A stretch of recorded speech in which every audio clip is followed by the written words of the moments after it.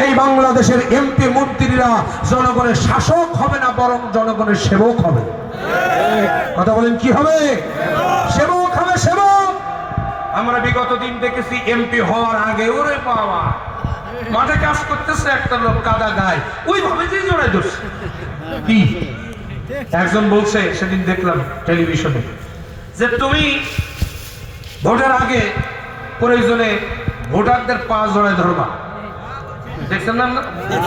তুমি পা জড়ায় ধরবা একদিন, আর ওই ভোটাররা 5 বছর আমাদের পা জড়ায় ধরবে।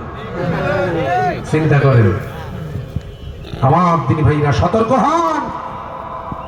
আল্লাহ কিন্তু একটা সিগন্যাল দিয়েছেন, সিগন্যাল। যদি এই সিগন্যালে সতর্ক হয়ে ইসলামকে রাষ্ট্রীয় মর্যাদায় ক্ষমতার মস্তকে নিয়ে যেতে আমরা না পারি, আল্লামা সাঈদীর সেই কথাটা আবার স্মরণ করিয়ে দেই, এমন অন্ধকার ঘন কালো অমাবস্যার রাত আসতে পারে যার শুভে সাদিক হওয়া অসম্ভব। আপনি হয়তো মনে করতেছেন আমাদের চূড়ান্ত বিজয় হয়ে গেছে। না না, এ বাংলাদেশ নিয়ে এখনো ষড়যন্ত্র থেমে নাই।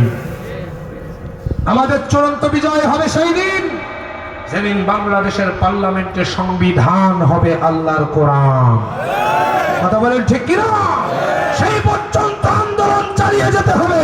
প্রয়োজনে জীবন দেব, রক্ত দেব, স্ত্রীকে বিধবা বানাবো, সন্তানকে এতিম বানাবো, পিতামাতাকে সন্তান হারা বানাবো। একটা সেকেন্ড বাকি থাকতে ইসলামের বিজয়, ময়দান ছেড়ে যাব না। রাজি আছেন কারা কারা? 2 হাত তুলে আল্লাহকে দেখা।